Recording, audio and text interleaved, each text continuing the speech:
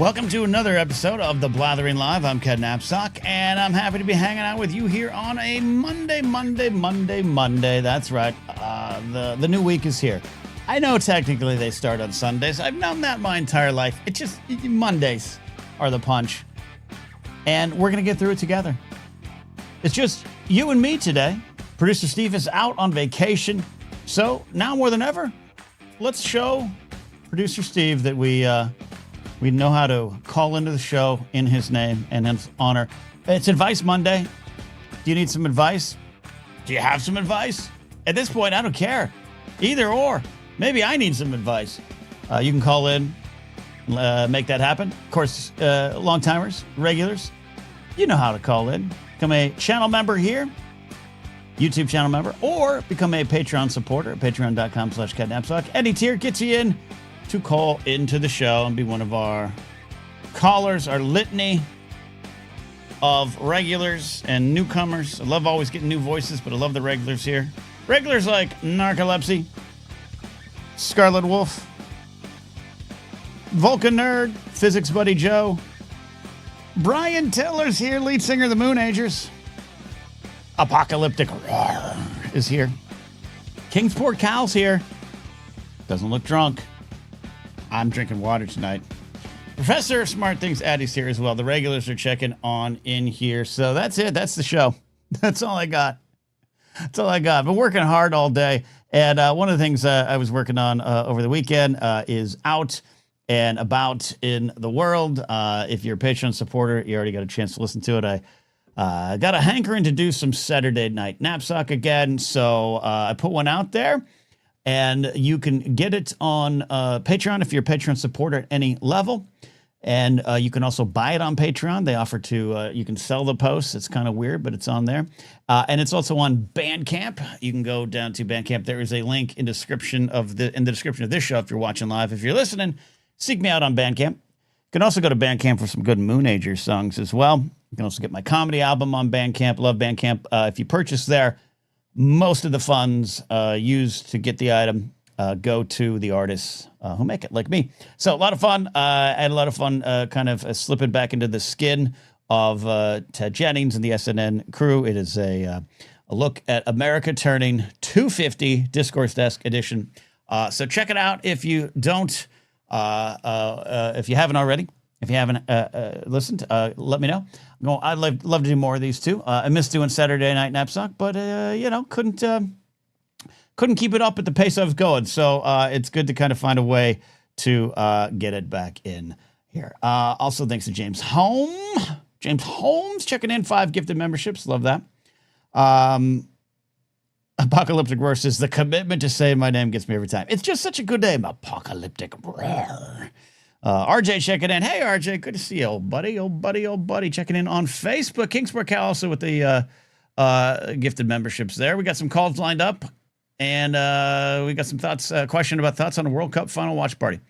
I don't know if that's possible. It seems like if you try to put up a watch party of a sporting event, that sporting event will come down on you. So if you guys can find a way to do it, you guys can all do it. I haven't been keeping up with the World Cup. I've been keeping up with the World Cup hoopla around it, and that's one of the things I wanted to just kind of talk to you all about tonight before we get to calls from Dr. Addy and Wiley Todd checking in here. And that is the story. This is something I was hanging out with Taffeta and our buddy Jeff May this Saturday. We were over at Anaheim Fan Expo, and it was a lot of fun. It was kind of a weird con. It was squeezed into the back of the Anaheim Convention Center with VidCon Anaheim. But we had a good time. I had a root beer float. The day can't go wrong if you have a root beer float. But we were talking there, and I had not known about this, but Taffeta and Jeff were telling me about all the, we have all these Europeans and folks in the UK and the rest of the world, all over the world coming to America. We're the host country here. Whether or not we deserve that or not, I don't know. We're the host country, and as we've been saying, we've been following all these folks coming on over and getting adopted by cities in Kansas or learning about barbecue, learning about food. And I absolutely love the story that ranch dressing has become the greatest export from our country via the World Cup and people going back to their countries. This caused the TSA, confirmed TSA, God, they have 1.6 million followers. Who's just following things like the TSA? Curious. Anyways, I guess you could get updates. But the TSA posted, if you're visiting for a very large sporting event and you happen to discover ranch while you're here, please pack it in your check bag on the way home. The fact that they had, okay, please avoid chucking your ranch outside security airlines. The airlines will check it for you. And then they went, days since the last airport ranch incident, 0. So they're all over this. They're all over this. When the TSA is showing when the TSA is actually showing a sense of humor, I guess it's a good day. Anyways, I just love this. I love that the greatest export right now is ranch dressing. Something I take for granted. And I was just going to put it out to the audience here tonight. You can call in with your thoughts or you can post in the chat. Is that the best condiment to represent our country? And I'm speaking not even cynically.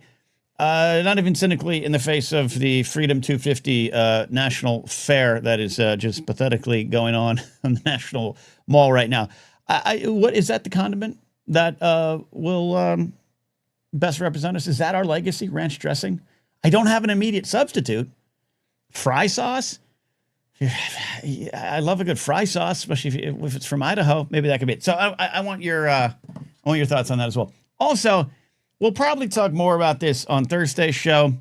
We won't have a Saturday show because it is the 4th of July. I don't know. Maybe we will. I don't know. I might be around. Who knows? We'll see.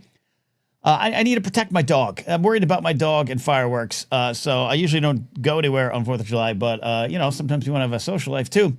But I have over the years become more and more grumpy about unauthorized firework usage. I'm like Clint Eastwood now. Get off my lawn kind of thing. And I don't mind a good fireworks show. Disneyland every night at 9, boom, fireworks, love it. I can sit there. I can stare. Rockets, red glare, bombs bursting in air. I get it. I have fun with them. But I've become more and more spiteful and angry of unauthorized firework use. It's already going on here in the city. So I don't know if where you are they already launching fireworks in your neighborhoods? So what are your stances on fireworks these days? I want to know. I feel as though I'm grumpy. As a kid, I love this stuff. As a kid, we actually gathered around. We gathered around all the families of our church. We met at a house, usually my house. We had a big yard. We had like several yards back in the day. We had this house with like 3 yards around it and a lot of room for G.I. Joe and Transformers action and Star Wars figures. But we would host like the local fireworks party. And, we almost burned down the house a few times. But I wouldn't want that nowadays. And I don't love it when my neighbors go in the alley and launch, M80s into the air. I don't love the dogs and cats and animals and people being scared by fireworks anymore. Controlled, organized fireworks, I'm okay with that. Am I just being grumpy? Call in tonight and check in with that there. Zach Anderson, check it in. Jedi Gothic watching on Twitch. There you go. You guys got some good thoughts on the ranch dressing coming in. Vermont Mike says, our old Chihuahua used to be frightened of fireworks and I hated people for unlawful fireworks. I felt so bad for it. Yeah, and you hear some horror stories and people with PTSD, and I get it can just be fun, but that's why. Plus, it's just dangerous. It could lead to fires and injuries. There's all that. I don't want to be a party pooper. I really wrestled with it. Because a couple years ago, about 7 years ago, I went out and confronted someone. Quite violently, quite frankly, who was launching fireworks on the running path that runs through my neighborhood in Burbank. Like, what are you doing this for? This sounds like a scene in Idiocracy of just blowing stuff up because you can, and it is technically illegal. Jedi Gothic says, I don't like them. I care about the animals. There you go. Going to the condiment conversation. Zach Anderson with a generous super chat says, I always was under the impression that ranch was a Midwest thing.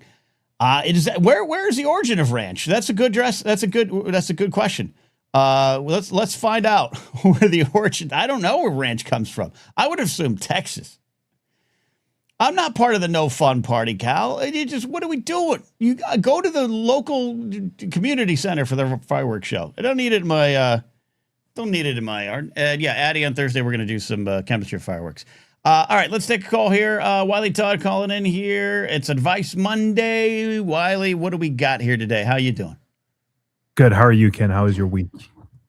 Yeah, I'm trying. I'm trying. I really am trying, Wiley, to have a good time and have a good outlook not just the world. Well, it's tough to have one on the world, but on myself. But I'm okay right now. How about you? That's good. And I also want to give a huge thanks to you about Okay. the morning episodes you put out on Sundays, Oh, because I'm a person that's really trying to improve myself, and I'm very thoughtful when it comes to thoughts. And then hearing your thoughts about just how you're doing, how you're going to take on the week is actually extremely helpful, and I'm very appreciative of it. uh, you know what? Thank you. Not only I'm gonna accept the compliment, Wiley, because I need to do that more. I really enjoy doing them, and the show has become something kind of specific over the last few weeks to maybe even months, when it was just normally kind of like a hangout, an extra bonus thing for me to do. I really like sitting down because it focuses me.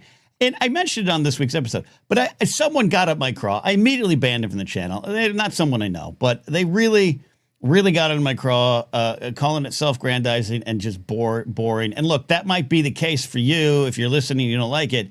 It just really upset me. Boring's fine. I am a comedian. I am often at the center of my own stories, slightly egocentric because I'm a performer, but also my experiences are the only thing I really truthfully know how to comment on. So I don't want to go down a side path here, Wiley, but I thank you for that. No problem. No problem. I think this world has a lot of people that don't focus on themselves and improving and just trying to become better people. And I think we need to praise people that are actually speaking about it and trying to help people. And you're one of those, Ken. So just extremely, even though you had that bad comment, just know you have people that are very appreciative of it. I appreciate it, Wiley. I appreciate it. How can I pay it back to you now? Okay. So like I said last week, we're kind of moving away from the dating thing and you're kind of focusing on life in your 20s. Life in your 20s. I barely remember mine, but let's do it. Yeah. So let's talk about a little bit of workplace drama. Okay. Ooh, yeah. So Okay. as the saga, people know that have listened to the show, and you can, I work in the music industry. That's Right. kind of where I work in. And as you know, Ken, people in the industry, it can kind of get a little bit crazy in the workplace environments. So not always the best people, right? and that's where I'm getting here. So I live in Oklahoma. I won't go specific.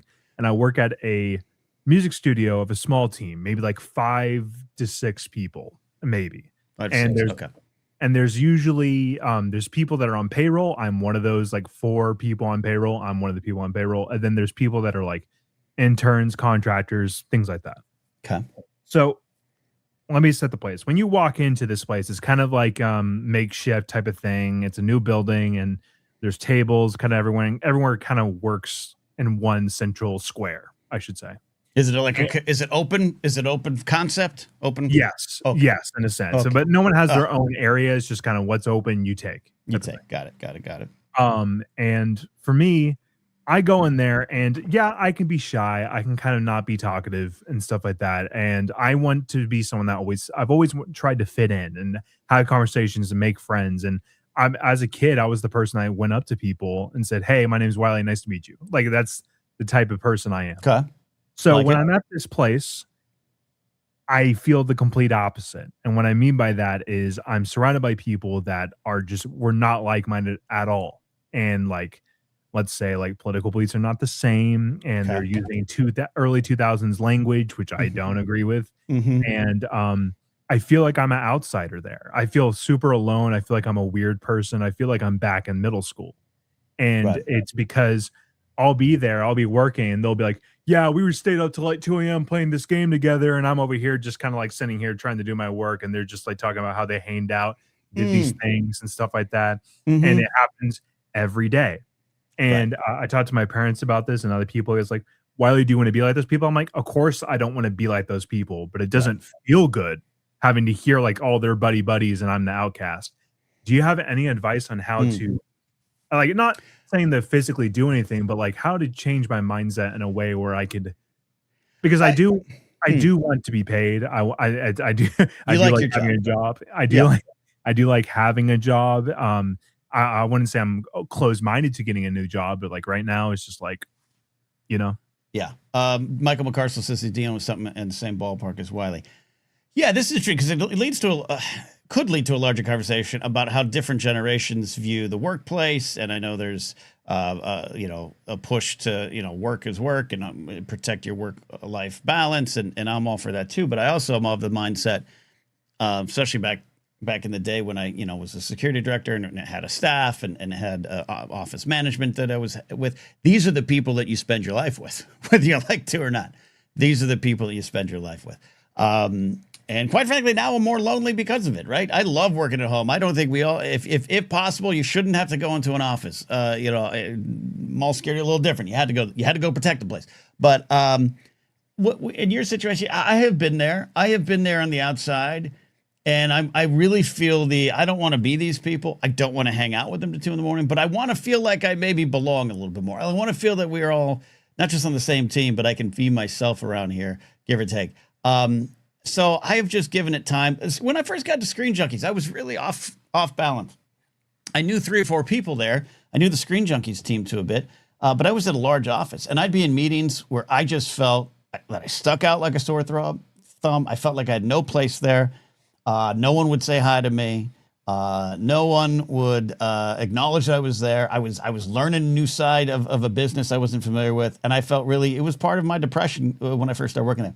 Shout out to eventually Joe Starr showing up and becoming one of my best friends fast. Shout out to Jocelyn Davis and Aaron Robinson, then of Clever, who are always so nice to me, always made a point to talk to me. And shout out to Joey Kramer, who was the head of all the equipment. He and I became friends. We still chat to this day, consider him a solid friend and a person I just adore. So that just kind of came with time. But I just had to maybe realize, I don't know, Wiley, that there's nothing I could do about it. Just continue to be me and continue to find your footing. Are we heading in any direction that you guys like? Yeah. And I kind of come to that conclusion. There's a little bit of hope. There's something you could do or whatever. But also I don't want to stoop down to these people's level. No.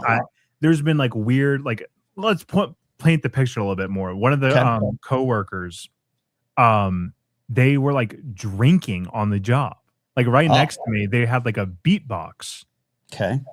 And they were just drinking, and I was like, that was a really weird, uncomfortable feeling. You don't want to be that guy.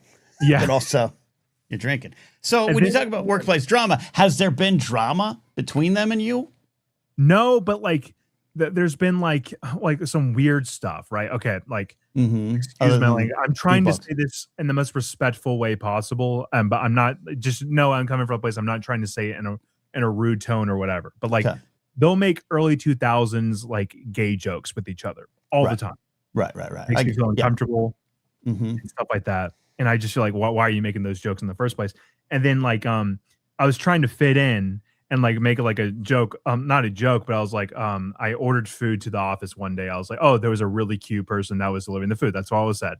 And they were a girl, and I guess they assumed maybe I might be gay or something like that. And and I was wait, maybe is that the reason why they kind of exclude me from things? Is because they and I was but at the same time, I don't want to be associated with these people. And someone asked how long I've been working there. I've been working there for about 2 years now. And then Scarlet Wolf asks, are they significantly younger than you? Are they all around the same age? They're all around the same age, but their humor and stuff. Like I said, I don't want to become these people. I don't want to change who I am. I want to be like the people watching this show, and you can. That's who I want to be morally as a person. But when you're surrounded, like you said, you're every day with these people, you want to fit in. It just feels demoralizing some days.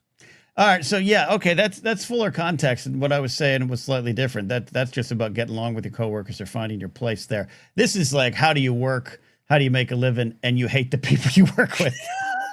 That's a little different. Okay. Yeah. I should have got more of the content. I have been there. I've been there too, but I always try to bridge some gaps. And I worked in a very alpha male environment. I don't know if I was still in the security business with who I am now.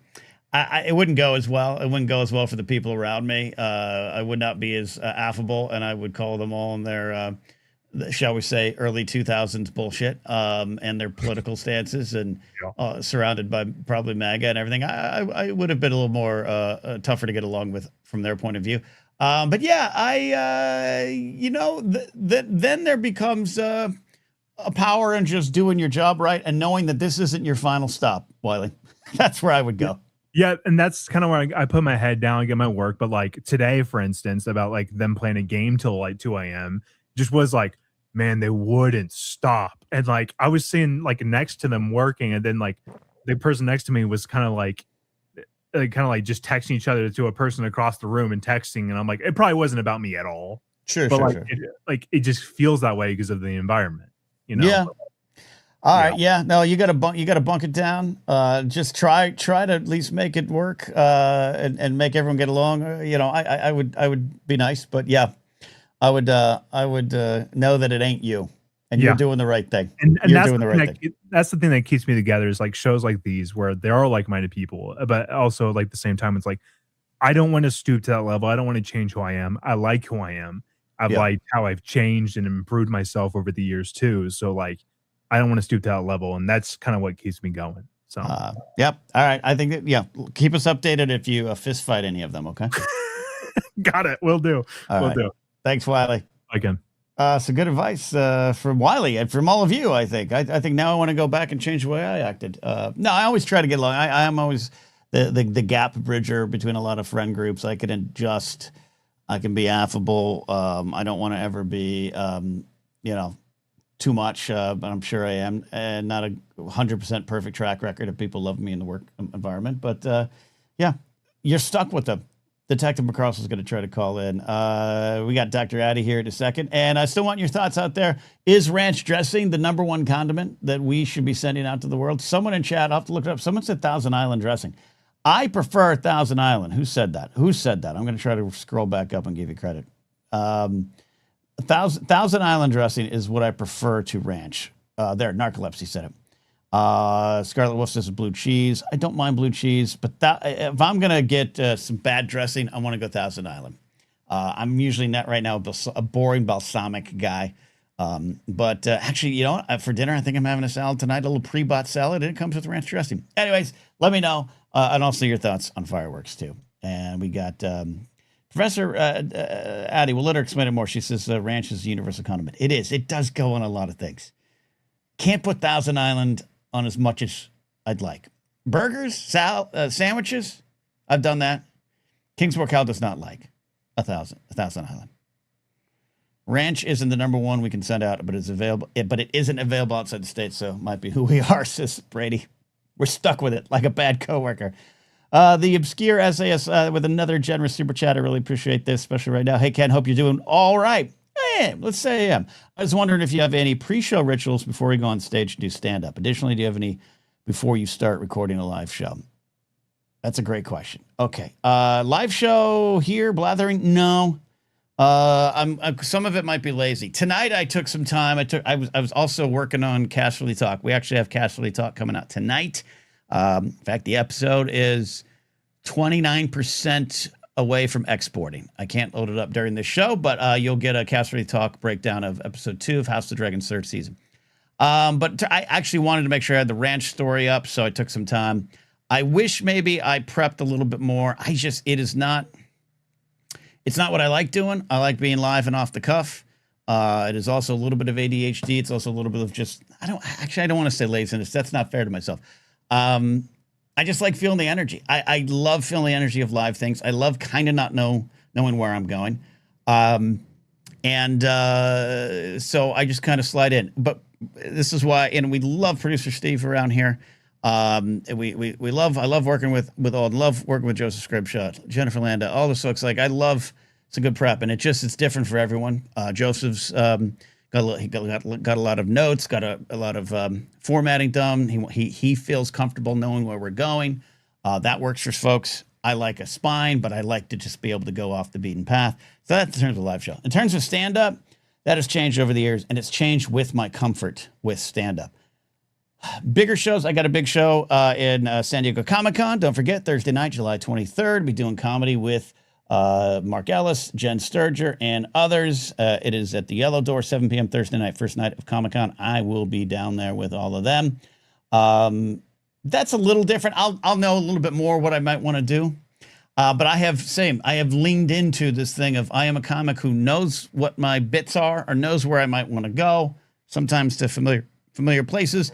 I don't do crowd work, but I do crowd involvement. I like to feel like I'm talking to everyone in the room, including individuals, including the group.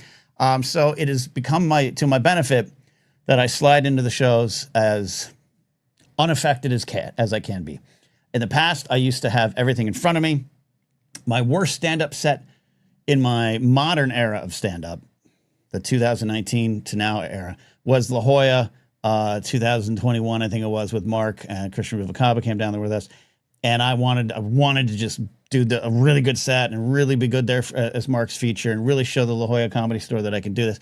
And I had a lot of new things I wanted to get to. And I wrote it all out word for word. And I recorded it. And I listened to it all the way down to San Diego so I could memorize it. That was the worst thing I could have done. I locked myself into a set that wasn't working. It wasn't, also the crowd wasn't taking to it, and I couldn't adjust, and I just collapsed. And that was a mistake, and I won't do that again. So it changes in terms of energy and feeling that dopamine hit, that rush of doing something. It's always there. It's still there.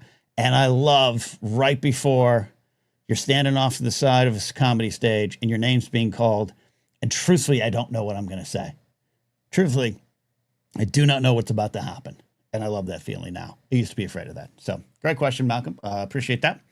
And we'll see where I go. We'll see where I change. If I wouldn't expect to be here is what I'm trying to say. Yeah, Castle Talk is on the way out. Addie says, cannot wait for Castle Talk episode. Was everything last night? Yeah, Alden and I felt it was one of the best episodes in all of the world of Westeros, Planetos, if you will. But we also discuss why, like I had that question for myself of like, what makes a great Game of Thrones episode? Again, using Game of Thrones in a general term, what do I connect with?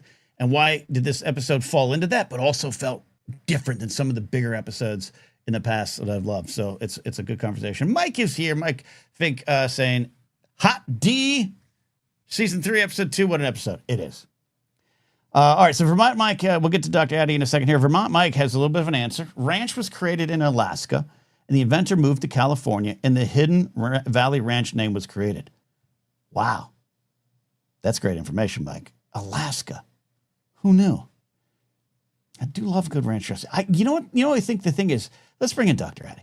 Dr. Addy's here. Dr. Addy, how are you doing? I'm here and there, Kim. Here and there. Okay, well, let's start. We've had our ups and downs. You're like the Tampa Bay Rays team, ups and downs. So the Yankees, manhandled by the Red Sox this weekend, and actually watched like 7 innings of a Yankee game for the first time in like 3 years. I do want to start with ranch. You're right. Ranch dressing can be put on anything, and I think I just in this moment realized my stance on ranch. I think ranch on salad is like my 5th favorite use of ranch. That's what's different. I think I agree with you. I will get ranch on a salad more often than not, but that's more because like my preferred dressings are probably not being carried in a restaurant.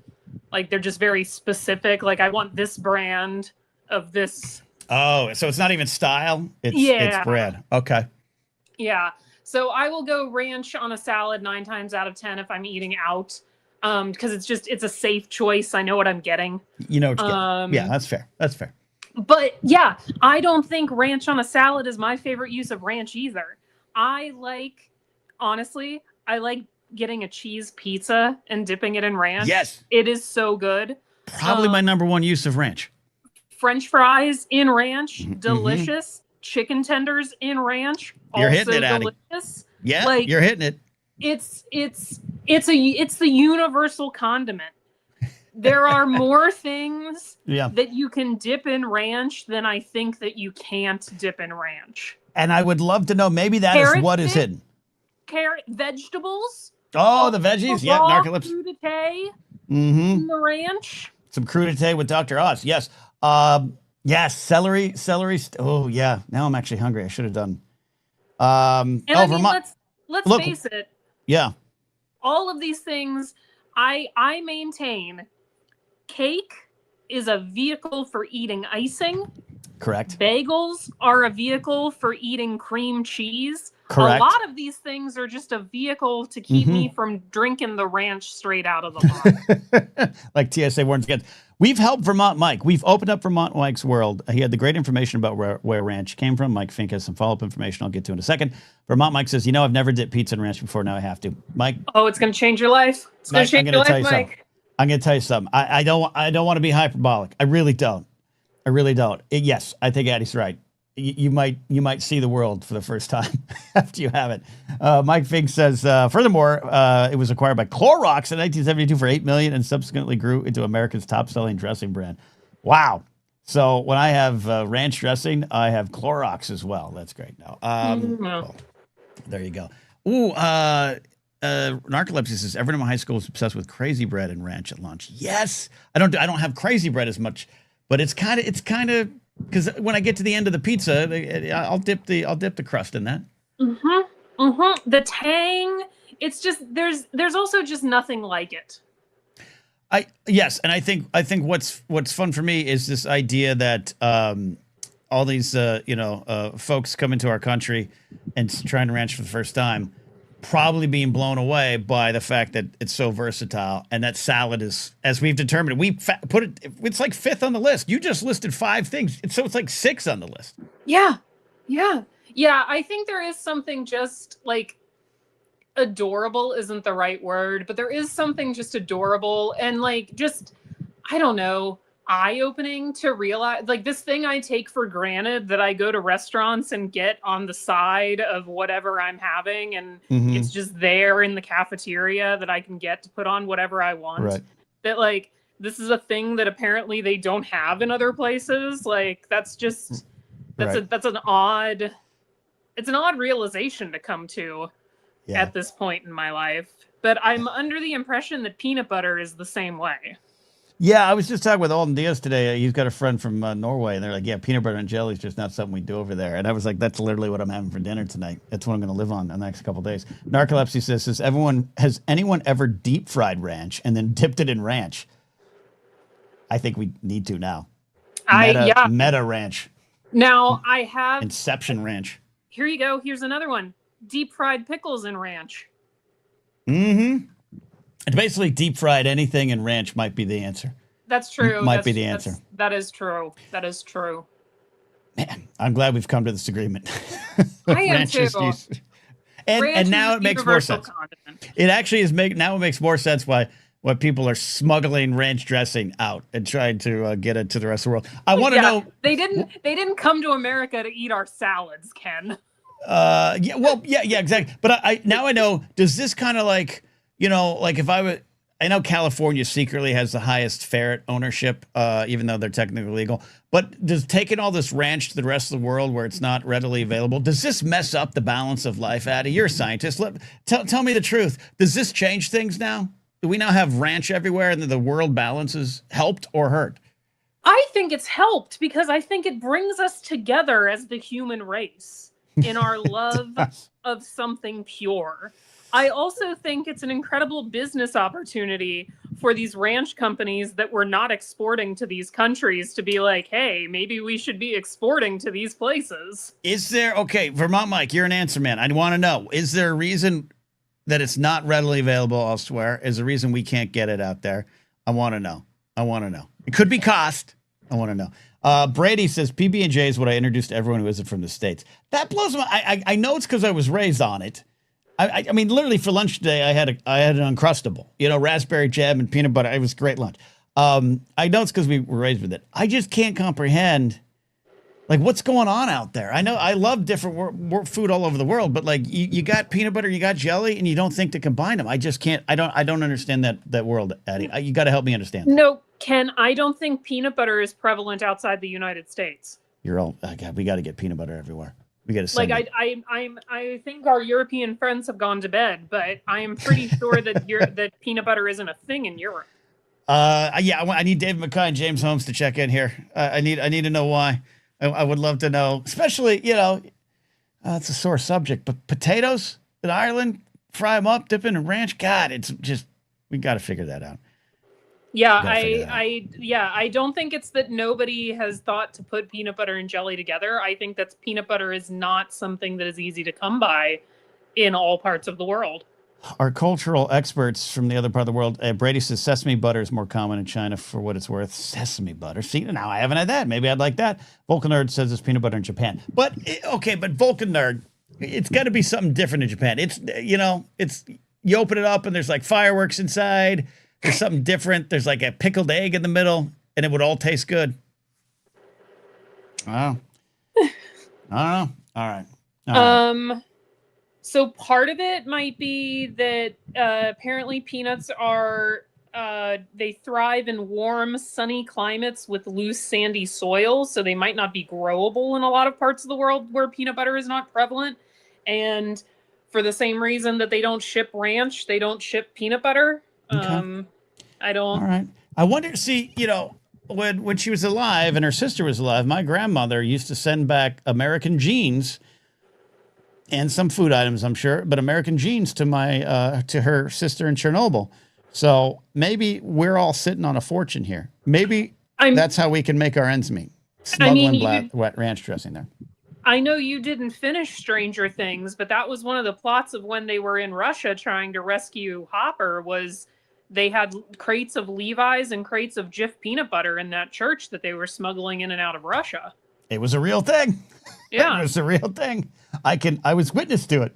That's amazing. I one day I'll finish that. You know what, Addie? Complete ADHD sidetrack. Maybe I'll still try to make this happen. I still haven't finished Wicked. I apologize. I will.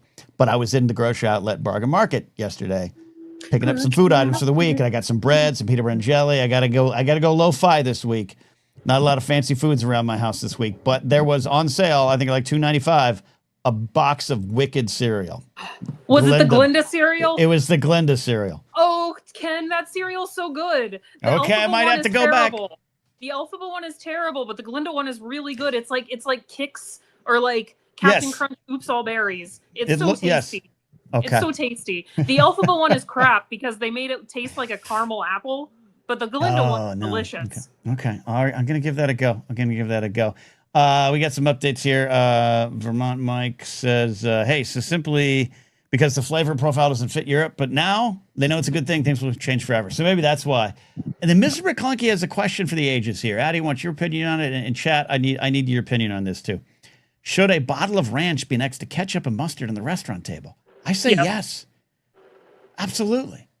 If it's in, so at the college cafeteria, we have the little like pumper dispensers, and we have ketchup, we got mustard, we got mayonnaise, we got barbecue sauce, and we got ranch. That's heaven. That's heaven. That's amazing. Also, what's amazing is Songad gifting 20 memberships to the channel. 20 members out there. You can call into the show. Call in tonight. Share your thoughts on ranch, condiments in general. And I agree with this take that ranch should be on the table. I'm a mayonnaise person. I'm okay with it on certain things. But I think ranch should be even above mayonnaise on a dining table. I have to agree because, once again, I don't think, and Jared isn't here tonight, so he can't fight me on this. I don't think mayonnaise goes on everything. I have yet to think of a thing on a table at a diner that I wouldn't put ranch dressing on. Right. Yeah, it does. It does go really well at the diner. Food item. Roar. Food, food item. I'm not putting ranch in my drinks. I'm not. No. Beautiful. All right. I sidetracked you, Addie. What do you want to get to tonight? It's Advice Monday. What do you need? I got Detective McCarson calling in. I got Cal as well. Where you go? Oh, I mainly called in to talk about ranch dressing. Oh, that's good. No, that's good. It's been a great. I didn't know what to expect from the conversation tonight, but I really think we unlocked my feelings for ranch of something I love, but I rank it lower because I think of salads first, and I shouldn't. It is not a salad first condiment. It really isn't. Ranch as a salad first condiment is and go with me here. It's the same way I feel about having to go to the salad dressing aisle to buy mayonnaise. Okay. Yeah, I can follow that logic. Like, mayonnaise is not a salad dressing. It's no. I maybe could figure out ketchup and mustard. Yeah, maybe Jared In the the Tie Pilot store. will figure that out for us. Yeah. Okay. Yeah. No. Absolutely. And you've convinced me. I'm going to go back and get that Glinda cereal. Hopefully, it's still there. And you'll feel like a kid. Well, I got some Reese's peanut butter cup cereal, which is basically, poofy. Oh, the Castley Talk export finish right in front of the show here. Am I still on the air? It is. Okay. Do you know what I made this morning, Ken? Hit me. I made chocolate chip Reese's peanut butter cup cookies. All right. Say it slowly. Chocolate chip Reese's peanut butter cup cookies. Can you send some over? Can you pack them up? I love everything about Let me that. say, I took 2 dozen into work and I came home with none. Luckily, I kept a dozen back for myself. Yeah, everyone's excited. Their official name are Boys Suck, but the Reese's Peanut Butter Cup Chocolate Chip Cookie will never let you down. Look, first of all, I agree with you. Boys suck, so give me the cookies, and we'll do it there. All right, Turtlebox official says a good story here about ranch. Fun story about ranch. One time at the Philadelphia Zoo, I asked one of the workers at the food court style place if that had any ranch, and they pointed me to the condiment table that had a giant tub of it. We all got to go to Philly, and I got so excited about the ranch, and apparently attracted a guest service lady, and she gave me the Guest of the Day award because how excited I got. That is amazing, Turtlebox official. Oh man, that's a dream. There you go. We want this now. Everyone wants these cookies, Addie. Well, I'll tell y'all my secret, guys. So Okay. first, I added the recipe called for 2 cups of chocolate chips. I am heavy-handed when it comes to following that part of the recipe. Yeah, as you should be. So I added 1.5 cups of chocolate chips and then a cup of the Reese's Mini Unwrapped. Love this. Did you share this in the Discord? No, but I can. Okay. I shared my boy troubles in the Discord and got yelled at for it, but Who yelled at you, Cal? Cal, Why'd you yell at her? I haven't been in the Discord today. You share your troubles. Don't listen to Cal. All right, Addie. I'm gonna get to Detective McCarcel. I appreciate it, and thank you for unlocking a part of my brain about ranch. You really did. I appreciate it. You are welcome, Ken. I will happily unlock that part anytime for anybody. There you go. Can't wait to see you on Thursday. We're going to talk about the science of explosion. That's right. Rockets, red glare bombs bursting in air. We'll see you Thursday for science. See you, Ken. All right. Detective McCarcel on the show here now. You're going through something similar that Wiley has, and please tell us about ranch in the South.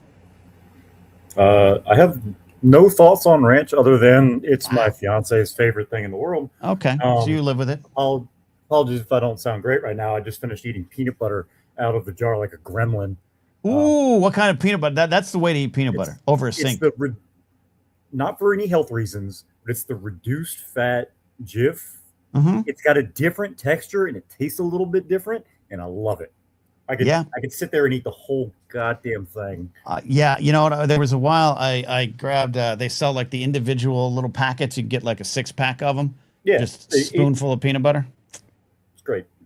Brady asked, "Can you put ranch on pasta?" I bet you could find a way. It'd probably go with an Alfredo style pasta pretty well. Yeah, could be. It might be like putting ketchup on a fine steak at a restaurant. The chef might get upset, but you might like it. Sure. It might be trash food, but it'll be our trash food. Yeah. So what's going on with you at work? Where do you need to go? So a little context. So I normally work at the rock climbing gym. No problems there. Good community. Love it. Okay. For this summer, I'm working an internship as an electrical engineering student. Working an internship at a paper mill. A buddy of mine is also an electrical engineer, and he got me on there.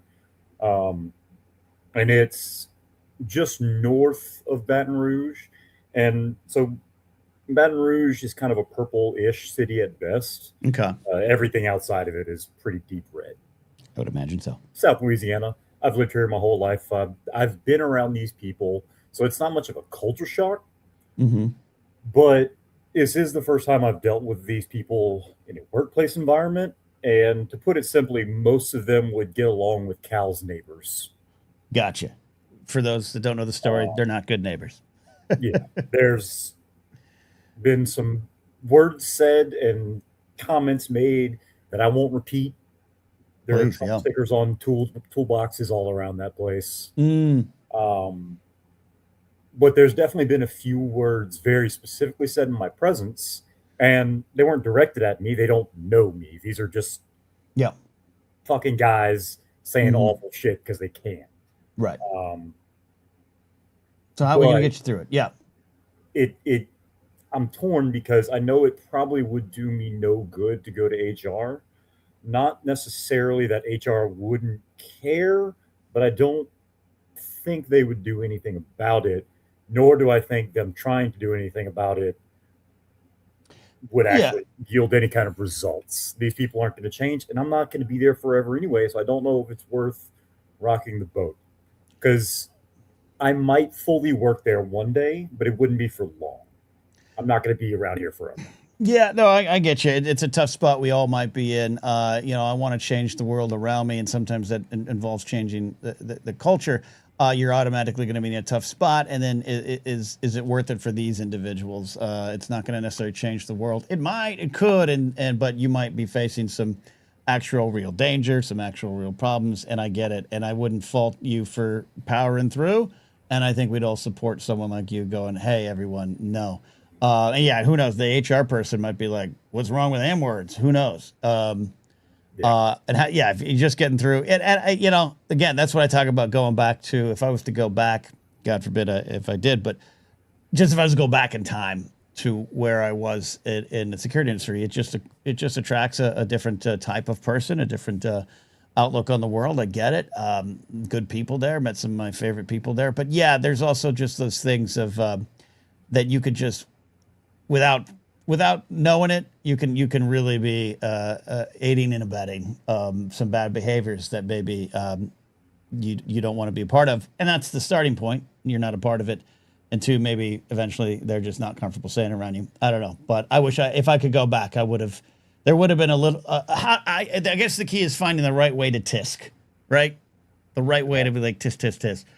Without, as Mark Maron said, annoying everyone into fascism with his great bit about the current political climate. But yeah, all right. How long you got to be there? So for now, it's just for the summer. So like mid-August, I'll be done. And then I've already been preemptively offered the same position for next summer. And then once I graduate, it's been heavily implied that I would immediately be hired. Oh, okay. Yeah. Well, there you go. That's the difference. The money is good money. Well, what I'm making right now is more than double what I make at my regular job. Well, you're going to have to take that. You're going to have to take that. And I think just be the, not the change you want to be in this situation, but be the person you are and see where that goes. Yeah. And, and admittedly, if I do work there full time, it would only be for the whatever amount of time I have left in Baton Rouge, because there's a ticking clock, which is my fiance's medical school residency or post medical school residency. You got to go where she goes. I have to go where she goes, which is not a big deal. So at most, I'd work there a year and a half, maybe. So like, I'm struggling to decide whether or not it's worth it. Yeah. Do you know, this changes the subject, but do you know the possible cities you might get to go to? This is actually exciting. Oh, it's literally anywhere they could literally send her anywhere in the country. Oh, you don't know? I could accidentally become your neighbor. Like there's no, I would love that. She has very little control over it. Sure. I don't know if you're familiar with what the match system is for medical residencies. I'm not very smart. It's almost a lottery. She basically there's a system that I'm not as good at explaining it as she is, but they basically put in where they would like to go. They rank them. Each now graduated medical student ranks them. Right. And so that goes out, and those places also rank people in turn. Right. And if they get matched with one of those places, it's like a dating app. Go there. It is. It's basically the crazy part is these are now fully graduated. They're not medical students anymore. They are for all intents and purposes, they are doctors. Doctors. They're ready to go. MD, DO, whatever in their title now. Yeah. And they are at the whims of this antiquated system as to where their first job's going to be. Yeah, look. This is you're right. This is highly skilled people being put down to basically a swipe right, swipe left situation. This is in LA County Sheriff's Department. You go through the jails, you work the jails, and then you put your top 3 stations request. Everyone requests Lost Hills, Malibu. Everyone wants to work that station, and then the stations get to decide.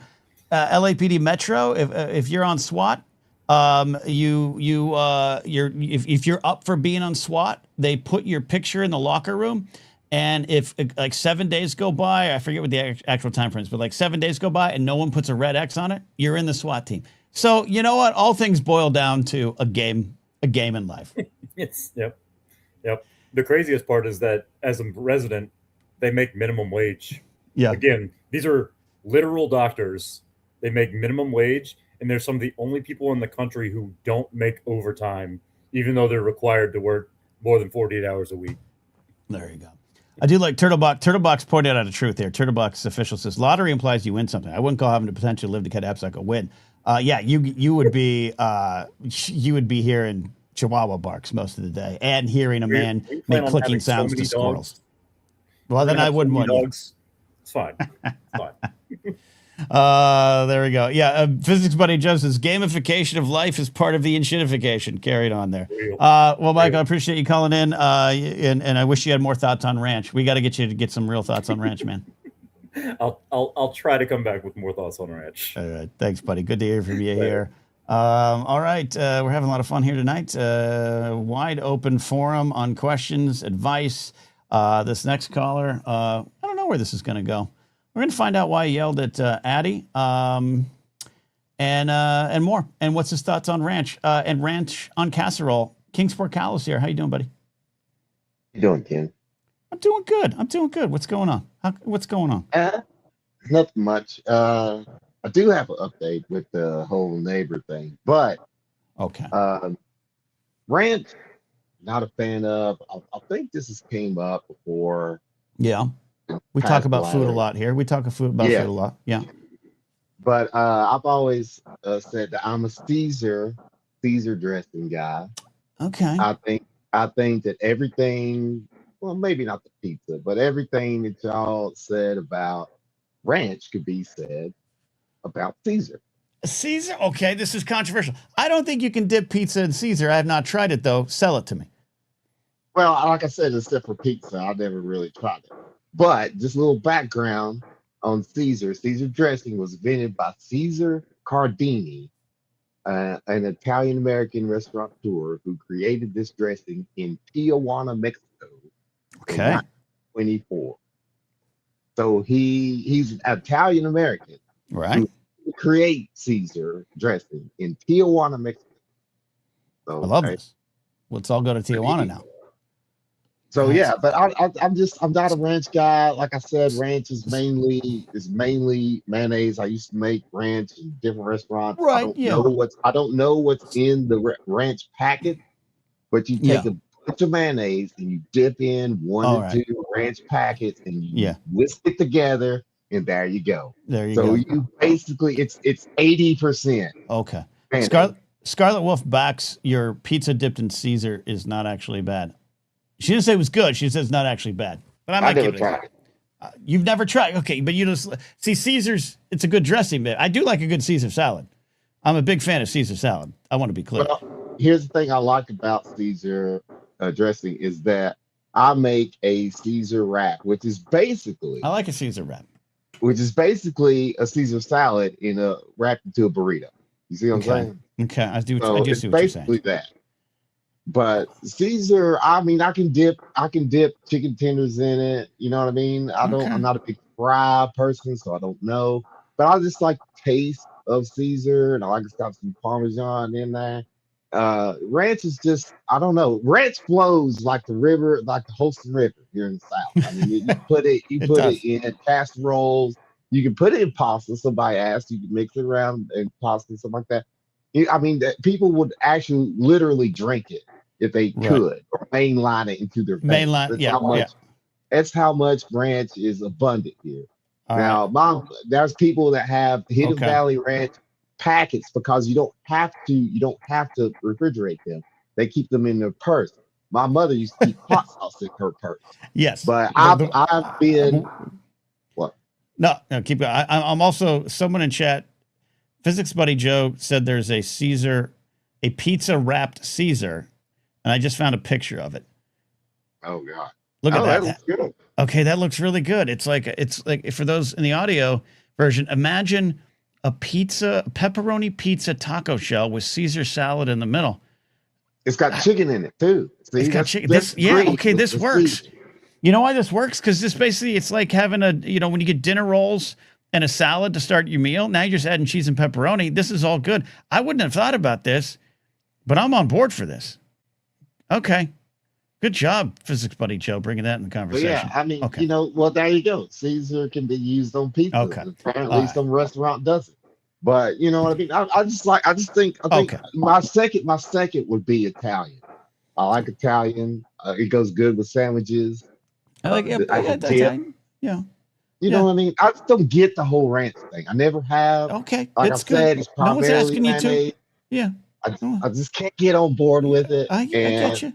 Okay. I mean, trust me, working in restaurants for a majority of my life, I've had to express that I hated ranch dressing, and I don't see the need for it. I don't need you to try. I don't need you to have it. And you got backers on Italian. Okay. I just don't get it. All right. Anyway. What else is on your mind tonight? Without I don't want you to go into the details.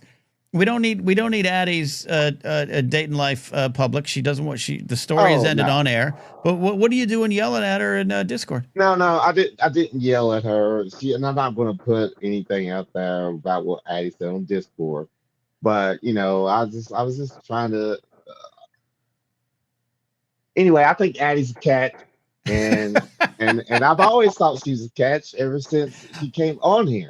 Okay. And I just don't like her kind of being down on herself a little bit, which I don't think she was. Okay. I don't think she was. But I would agree. Yeah. I don't know if she was. I didn't see the message yet. I haven't been in there today. But yeah, okay. So your intentions might have been good. You're just maybe your coaching style can be a little rough. Maybe that's it. Well, I guess so, Ken. I don't know. I was just trying to.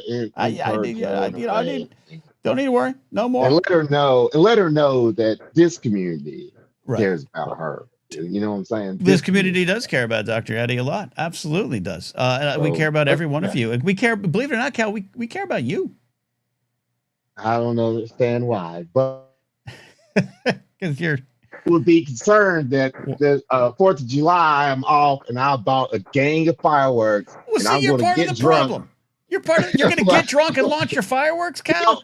Well, I have a lady friend is going to be with me, and she will be impaired with the devil's lettuce. So I don't know if it's going to help. I don't know either. If any of you should be operating fireworks. Are fireworks illegal in your city and or county? I'm not exactly sure because we do it anyway. I mean, everybody's going. I'm not going to be the only one out there, kid. We all. I know do you're it. not. The cops never arrive.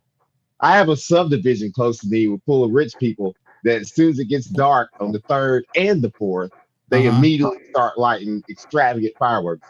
And every year I try to go. Yeah, every year I try to go to these little tents to get these fireworks. So probably not safe, and try to compete with them.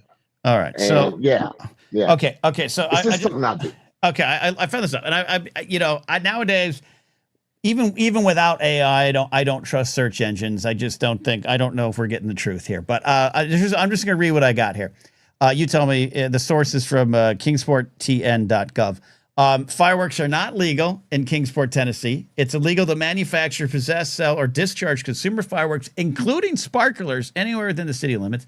The fine, typically between $110 and $150, it carries there's a fine, and violators could also face arrest for disorderly conduct if public disturbances are caused. The ban is strictly enforced. Have you ever witnessed the ban? No. I don't buy this. And now here's the thing, and that's from Johnson City Press. Yeah. Well, it's a very reputable source. I believe them. I believe them. I read Johnson City Press. I'm probably one of Good, the few as you should. people who read newspapers. I read Johnson City Press, Kingsport Times, and Rogers-Bull Review. Yeah. Now, here's the thing, Ken. That Kingsport is Sullivan County.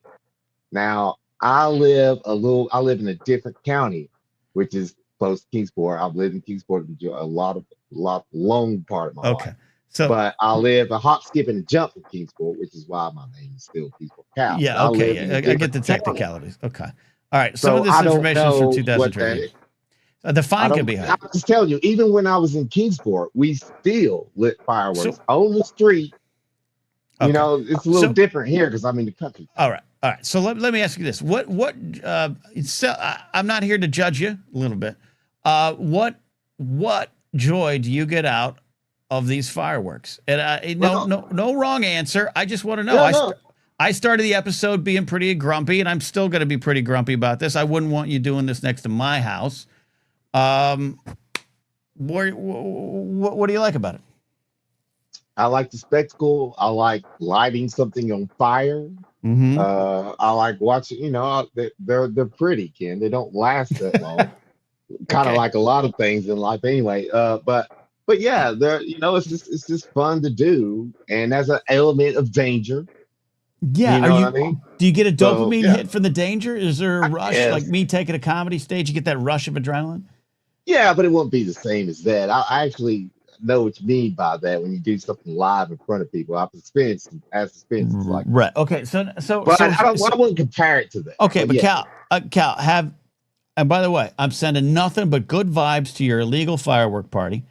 But what in the past, how have you been injured, or how close have you been to becoming injured? No, I don't. I've never been injured. I've never really been close to being injured because I do, even though for the past, 4, maybe 5 years, I've been drunk and lighting my own fireworks. It doesn't seem like a good combo, Cal. I know it doesn't, but I take precautions because I'm a logical human being. I have common sense. I'm not gonna hold a firework. I know people, Ken, when I was a youngster, right? Who would take Roman candles and hold them in their hands and shoot them at each other. Now, granted, I've witnessed that. These are the same people who would load BB guns and shoot BB guns at each other. Yeah, I wouldn't do that. That's what I'm saying. See, I have logical sense. Yeah. Anyway, okay. So, yeah. All right. Okay. Just do me a favor. Limit yourself to only 2 Coors Lights or whatever you're drinking. PBRs. PBR Light. PBR Lights. I've been telling you this for years. Well, PBR. Then it switched to PBR Light. Okay, PBR Lights. Limit yourself to 2 before you start launching your own fireworks, and launch it far away from forests, trees, or anyone's thatched roof houses. Okay? Can you just? I can't. I live near a tree line. That's why this is why I don't want you to get drunk and do this. Maybe launch it at your neighbor's house. Maybe. I have a good trajectory. Okay. I've been doing this for a while. I know you have, Cal. I'm not. I know you have. I'm not Brady lighting fireworks for the first time in his life. Yeah, don't do it, so Brady. I'm fine. Okay. Brady, Brady, he can do it, but he can't. All right, Cal. All right, Cal. I'm going to get on out of here. I just want you to be safe. We'll have a show Thursday. We'll have a show Thursday, and I'll have one more chance to talk you out of this. You don't know about Saturday. Well, Saturday would be too late because I'm planning on doing it. In fact, if I do a show on Saturday, there's a chance you're going to call in while lighting a firework, and I don't know if we can have that, Cal. All right. Thank you, Cal. All right, I'll see you, kid. There you go. I tried to do some good in the world today, and you guys have done some great in the world today by supporting the show. Thank you again for the generous super chats. Also got a donation over on the PayPal page for Morning Drive Media. Really appreciate that from Guideline Entertainment. I saw it, I see it, and I love it. Trying to finish the month strong, but don't forget. I think Jedi Gothic said early on Twitch asked where the Monday morning shows are. You can get them early as a YouTube channel member or Patreon supporter, but then they go up public podcast feed, the Napzok Network podcast feed, or here on this YouTube channel every Monday morning, usually around 6 a.m. Pacific. So check that out. Also, if you'd like, if you're a fan of my old podcast, Saturday Night Napzok, I brought it back for one special episode and might do more. It's available for sale on Bandcamp. It's exclusive there or on Patreon. You can buy it on Patreon or you just support any level and you can get it as well. And hopefully more will be on the way. So check that out. Links down below if you're watching on YouTube. And there you go. So that's it. Everyone be safe for the rest of the week. We'll meet here Thursday, have some ranch, have some more condiment takes, and then we'll try to convince Cal to be even more careful with his fireworks. We did it, everybody. We had a show. We'll see you next time. Bye.